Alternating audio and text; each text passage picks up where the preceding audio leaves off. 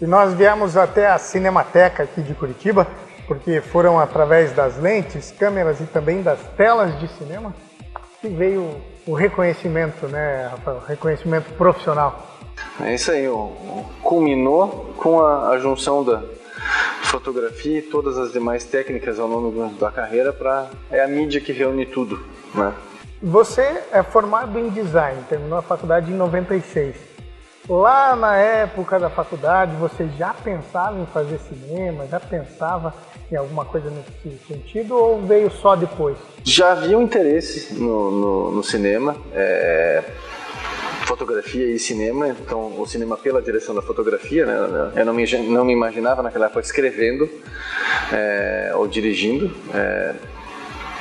Já no final ainda na faculdade, eu já estava no audiovisual, com a publicidade, trabalhando na terceira maior produtora de publicidade do país naquela época, então já era um ensaio sobre o que viria no futuro. Você foi professor de fotografia para cinema?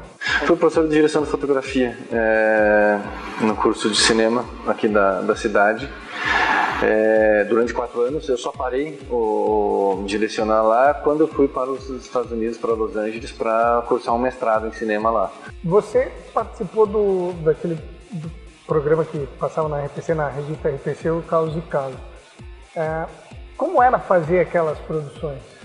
É a alma do cinema independente, ou do audiovisual independente. Os orçamentos eram baixos, eram controlados, né? Havia um teto, na época era 21 mil, uns quebrados, depois foi para 25, 27 mil. Eu ainda peguei na faixa que eu estava, não tinha chegado em 27 ainda.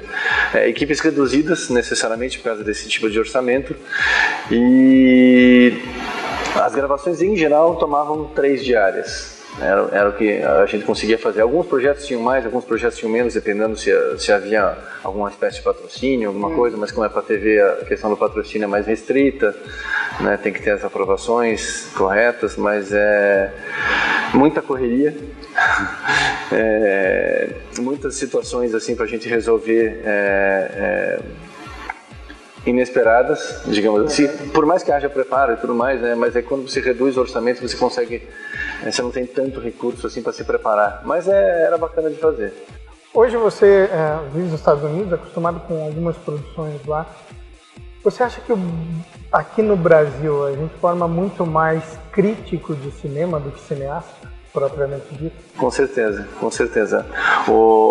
Eles têm o mesmo tipo de formação lá fora que a gente tem aqui, no sentido de teoria e estudo do cinema, que vai te ajudar a ser um bom crítico, um bom analista do que acontece na frente de uma tela, mas não vai necessariamente te formar como um bom cineasta em si, um bom cara para estar dentro do set. E lá eles têm isso. A gente só tem a primeira parte. A parte de câmera na mão e técnica mesmo, cinematográfica, eles são muito fortes. Então esse é o principal diferencial assim, que eu vejo. E a gente fala muito dos filmes de Hollywood, das produções dos Estados Unidos, mas existem alguns outros mercados que vêm crescendo muito. A Índia é um mercado muito forte também no cinema, né? A China também vem crescendo muito. Você acha que eles estão fazendo, principalmente a China, que vem crescendo bastante? Tem gente que não gosta daquilo que eu vou falar, mas eu digo que não existe indústria cinematográfica no Brasil. Propriamente formatada, esse é o complemento, né? Se pegar só a primeira parte fica esquisito. A gente quer ter uma indústria, só que faltam muitos elementos. O que eles estão fazendo? Eles estão usando esses elementos. A principal ideia para você conseguir formar essa indústria, que a gente não consegue fazer aqui, ganhar dinheiro com o cinema não é pecado. Expandindo um pouco mais, ganhar dinheiro com arte não é pecado. Aqui parece que tem aquela coisa, mas você está fazendo para ganhar dinheiro? Sim, por que não? Né? Lá, preciso pagar minhas contas, e o próximo projeto? Não, e o próximo projeto também, como é que você vai fazer? Como é que você vai ser um homem de 2 filmes se você só teve prejuízo no seu primeiro? Seu segundo filme vai sair da onde? Aqui é muito dependente do Estado, enquanto lá fora o cinema é encarado como negócio. E se for pegar o mercado americano, o cinema é encarado como negócio desde que foi criado. Você faz mais de 100 anos que o cinema é negócio lá. Aqui, de vez em quando, a gente consegue fazer algumas coisas, mas é muito dependente de... Se eu não tenho um edital, se eu não tenho verba do Estado, eu não filmo. E lá não existe isso. Se você não tem algum tipo de incentivo federal, municipal, o que você faz? Você monta um plano de negócio e vai atrás de investidores privados. O cinema não para por não ter... Não ter dinheiro do governo. Exatamente. E no modelo americano, não tem. O que eles têm são os tax rebates, por exemplo, que você vai gravar, faz um filme de, arredondando, $1 milhão. Tem estados que te devolvem X%, 20%, ou seja, depois de você apresentar as suas contas, pelo seu filme de $1 milhão, o estado te dá em cash $200 mil de volta. Na América Latina, não é nem a do Sul, é um pouquinho maior. Na América Latina, o único país que não tem esse tipo de incentivo é o Brasil. A Colômbia tem 40%, por exemplo. E você acha que o brasileiro ainda é muito preconceituoso com o cinema nacional? E eu acho que um dos motivos é... Qual é o grande vilão? Tem gente que não gosta de ouvir isso também, mas qual é o grande vilão no cinema brasileiro? A novela. A cultura novelística, né? Então muita coisa do cinema é feito, mas sem abandonar o linguajar, o visual, os trejeitos que usa-se na novela e tenta transpor isso para o cinema e diz que isso é cinema. Não, isso aqui não é cinema, isso aqui é um baita no capítulo de uma novela, mas não é cinema como é visto lá fora. Então é o principal vilão. Assim, o Brasil, com o tamanho do PIB que tem, mesmo com os problemas que tem, o tamanho da população que tem, a gente é nanico no cinema se for comparar com a Argentina, que tem problemas piores do que os nossos, tem um PIB muito menor que o nosso, muito menos gente, e eles têm uma indústria de cinema. Basta ver quantas vezes eles frequentam os finalistas do Oscar concorrendo. Quando foi a última vez que o Brasil concorreu entre os 5? Central do Brasil? Central do Brasil. Quanto tempo faz isso? E a gente tem tudo na mão, a gente não faz porque não quer. Falta um pouco de critério, eu acho, para selecionar os filmes que vão para a tela grande, que vão receber os incentivos. O princípio do incentivo eu acho louvável, a forma como acontece é péssima. É aí que está o entrave do negócio. Bom, já que você falou em critérios, a gente vai fazer uma pausa para a gente falar no próximo bloco a respeito do teu filme, o mais recente vídeo, e quais foram os critérios para você construir essa história.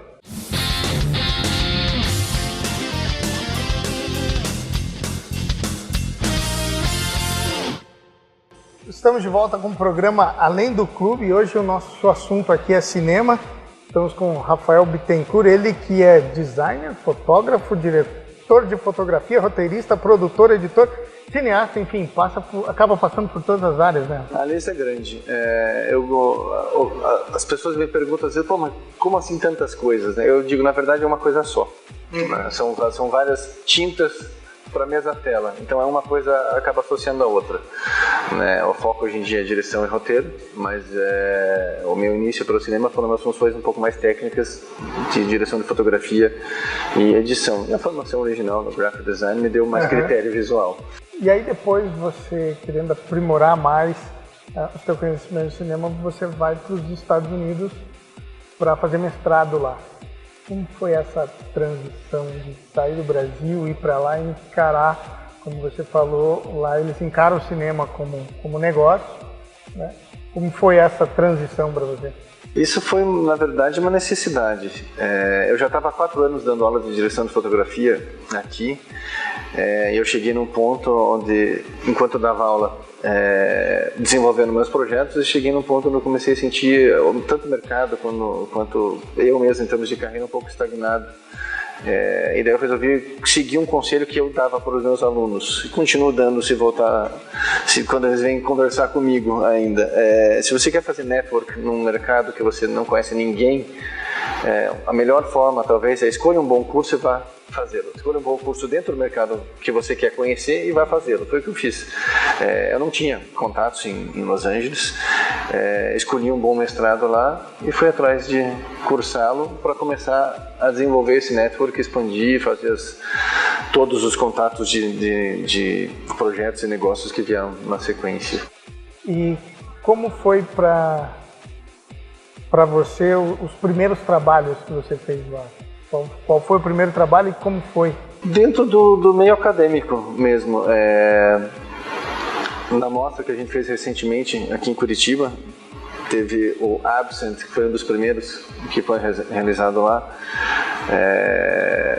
Já correu diversos festivais também, tem suas premiações, então foram exibidos 3 filmes. O BID, inclusive, é um desses projetos, né? Seria um projeto de conclusão de curso. Sempre foi tratado, a maneira como eles fazem é assim, você trata todos eles como se fossem negócios, né? São projetos independentes, tanto que cada filme, cada longa-metragem, por exemplo, que é rodado lá, é aberto uma empresa para esse filme. Por mais que a Warner ou algum grande estúdio seja o centro desse guarda-chuva, debaixo desse guarda-chuva, eles fazem lá 30 filmes por ano, cada filme é uma empresa, são 30 empresas diferentes ligadas ao Warner. Quando encerra o filme, encerra o projeto, a empresa é encerrada, né, depois de efetuar todos os pagamentos. É uma coisa que o Brasil devia olhar. Seu primeiro grande desafio lá foi, daquilo que você estava falando, foi consertar aquele pepino que tinha te ligado? Um dos projetos, esse daí já não foi 100% não acadêmico. Esse aqui foi um projeto de mercado mesmo, com o Wolfgang Glattes, que acabou caindo no meu colo para consertar um projeto que estava afundando, estava desandando porque ele estava sendo mal gerido na parte de fotografia, de direção de fotografia, e na parte de finalização. A edição estava um terror, e daí caiu na minha mão uma batata, não era nem quente, pegando fogo. Mas a gente conseguiu, eu assumi a edição já na etapa bem inicial da edição, e a fotografia na metade da fotografia. E em algum momento você pensou assim, o que eu vim fazer aqui? Por que eu fui aceitar isso? Quase que eu cheguei a pensar isso em alguns momentos, mas assim, um segundo antes de eu falar, o que eu estou fazendo aqui, eu olhava, olha quem está sentado ao meu lado. Né? Wolfgang Glattes e Catherine Dobie. O Wolfgang Glattes é um dos produtores mais respeitados de Hollywood. Apesar de já estar oficialmente aposentado dos longas-metragens, ele continua se envolvendo com os projetos. Inclusive esse documentário que é uma produção dele. Né? E junto dele a Catherine Dobie, que é uma sumidade em termos de Bob Fosse, que foi um dos maiores diretores tanto de cinema quanto da Broadway. Lá o prazer o privilégio de poder trabalhar com essas pessoas é uma coisa que dissipa na hora, querendo o que eu estou fazendo aqui, eu estou fazendo exatamente o que eu queria. Quando isso aconteceu, quanto tempo você já estava nos Estados Unidos? Eu cheguei nos Estados Unidos no final de 2014 e isso foi final de 2015. Então eu estava bem no meio do meu mestrado. Isso foi uma coisa que foi um complicador, porque o mestrado lá é muito intenso. São 3 anos que eles espremem em 2, então a carga horária é praticamente dedicação exclusiva. Só que dentro disso eu conseguia achar o tempo para começar para editar o material e ir para Nova York para fazer as gravações Bom, a gente vai fazer mais um intervalo, depois sim, na volta a gente fala do filme.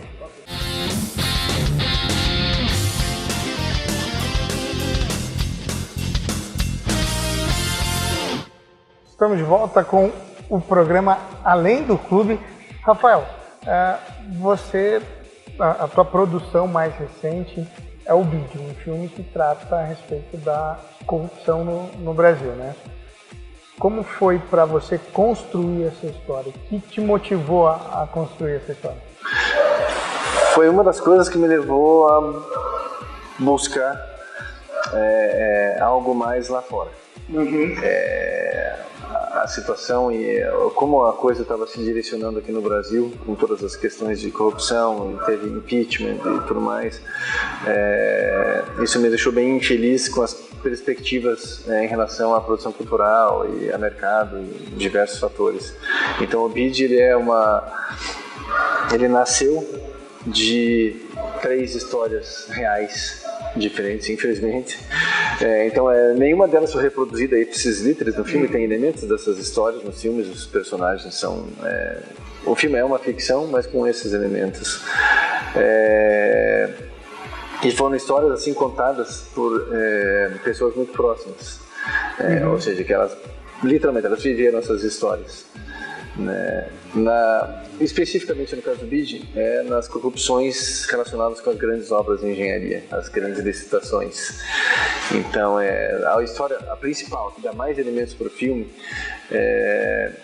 rapidamente falando, é um empresário aqui do sul, de Santa Catarina, que vai para o Maranhão participar de uma licitação lá. Ele vê o edital e, interessante esse projeto, vou para lá. Ao conceber o projeto, ele já jogou o lucro dele em um patamar bem acima do que ele costuma trabalhar.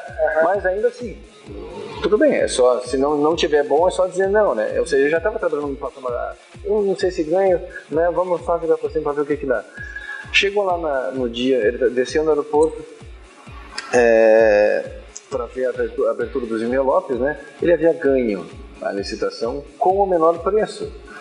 E o preço dele era praticamente 10 vezes menor do que o segundo menor preço. Só que assim, ele é a única empresa de fora que não era lá do Maranhão. Quando ele desceu no aeroporto, ele foi abordado por dois senhores Men in Black, dois senhores de terno preto e tudo mais, e não era para ter nenhum receptivo esperando ele. Havia esse receptivo esperando, e em uma conversa assim breve, de alguns minutos, eles deram todo o relatório de sua esposa vai no salão tal, seus filhos vão em escola tal, entram tal hora, saem tal hora, vão na natação depois, e no final disso, a mensagem: o senhor vai abandonar a licitação. E foi o que ele fez, ele deu meia volta e não saiu do aeroporto, voltou. Eles ameaçaram a família inteira. O BID, a principal história é essa, é um empresário, só que como o objetivo é internacionalizar o filme, é um empresário americano que vem para o Brasil participar de uma licitação. E daí ele acaba atravessando o caminho das máfias que a gente tem aqui. 70% é em inglês, 30% é em português. Tem um ator estrangeiro que eu trouxe comigo, foi gravado aqui em Curitiba, o Bids. Então foi desenvolvido em Los Angeles, gravado aqui e finalizado de volta lá. Eu trouxe o Tim Hildebrand comigo, que é um ator canadense que está sediado lá em Los Angeles, e veio o diretor de fotografia junto comigo também, porque eu precisava, ele é o principal que tem mais falas, ele é o estrangeiro que está ali na tela, então eu precisava do inglês puro. Mas os outros personagens que interagem com ele são brasileiros, falando inglês, porque o que eu queria, eu não quero inglês perfeito, eu quero o sotaque do português brasileiro em cima do inglês, de propósito. Para mostrar que realmente são as pessoas aqui do Brasil. Para situar o que acontece aqui. E para o estrangeiro é interessante ver isso, né? Que é inglês, ele entende, mas tem esse tempero diferente. Né? Às vezes o brasileiro vai falar, pô, mano, o brasileiro vai ser mais crítico com isso. O inglês do cara não é muito bom, mas não era para ser. Era para ser imperfeito. A ideia é essa mesmo, né? Ele é considerado um filme brasileiro. Tecnicamente é um filme brasileiro, porque o diretor é brasileiro, eu fiz o roteiro e direção, e foi gravado no Brasil. Então eu consigo entrar em festivais aqui em território nacional como filme nacional. E você participou de um festival agora no final de maio, né? Sim, a gente foi... Nessa minha breve passagem por aqui, a primeira parada foi Teresópolis, no Rio de Janeiro, onde estava tendo o Brazil International Film Festival. O festival cresceu bastante, acho que tiveram mais de 3 mil filmes inscritos, e tinham diversas categorias, inclusive internacionais. No festival de Teresópolis eu concorri na categoria internacional. Que legal! Por causa da quantidade de inglês que tem no filme, então eles preferiram classificar o filme como internacional. E hoje você já tem quantas participações em festivais, quantos prêmios, você consegue lembrar? Assim? Se a gente for pegar o BID, ele entrou em... acho que já está em 20 festivais. Desse tanto, ele teve já 8 nomeações e 7 prêmios, ou vice-versa. Não recordo ao certo. E você tem feito algumas parcerias com o Marco Duboc, que é sócio aqui do clube também, para fazer as trilhas dos seus filmes, né? De alguns deles. Sim, o Marco já tem alguns anos já que a gente desenvolve algumas coisas juntos, tanto eu quanto aquele meu parceiro, o Miller Baroni, o Alegria, por exemplo, que vocês já viram a trilha do Marco, dos meus filmes, o Absent, o Dry e The Dress, ele fez a trilha também, ele tecnicamente é muito competente, criativamente também, como toda reunião criativa, obviamente a gente não concorda em tudo, então a gente estabelece debates e isso acontece, eu acho que é produtivo. E a trilha é um dos comentários, assim, alguns dos comentários que eu ouvi na sessão que a gente fez recentemente, principalmente em relação ao Absent e o The Dress, muita gente falou da trilha. Nossa, que bacana que é aquela trilha, conta, é um personagem junto do filme. No Absent, ela era para ser um personagem junto. Existem 2 personagens na tela e a trilha, ela praticamente assume o papel de um terceiro personagem. No The Dress, a trilha o filme tem momentos delicados, momentos mais dramáticos, e ela potencializa tudo, né? Então o dramático fica muito mais dramático. Então se de repente tem algumas partes do filme, se a pessoa não choraria com a trilha, ela vai chorar mesmo. Então tem gente que se lava de chorar. É bem isso, né? A trilha, a música, ela consegue trazer isso, né? Às vezes você tira a trilha de um vídeo, de alguma coisa, por mais que ele tenha altos e baixos, parece que ele mantém-se numa linha. E a hora que você coloca a trilha, parece que você consegue observar mais, sentir mais esses altos e baixos. Ela é um elemento de... o filme é uma grande pintura. Ela é uma das cores mais presentes, assim. Então ela pode mudar o contexto de uma cena. Você pode inverter o propósito de uma cena invertendo a trilha. Você consegue fazer a mesma coisa na fotografia, né? Você, que nem girar uma mão para cada lado, assim. Você consegue fazer isso, assim. As duas para um lado quer dizer uma coisa, as duas para o outro quer dizer outra coisa, uma para cada lado quer outra. A trilha tem esse poder também. Não é o único elemento do cinema que consegue fazer isso, mas ela tem isso. Rafael, quero agradecer a tua participação aqui no programa, desejar sucesso para você no cinema e que a gente possa, daqui a alguns anos, em 2020, é o que você pretende, que você possa voltar para o Brasil trazendo o vídeo na versão longa. Vamos trazê-lo na mala e outros projetos ainda sigilosos que talvez aconteçam até antes. Quem sabe para exibir no clube? Uma boa também, né? Esses mais recentes, assim que eu estiver dando uma voltinha por aqui, a gente prepara uma exibição só para os colegas de clube. Esse foi o programa Além do Clube de hoje. A gente volta no próximo programa. Tchau!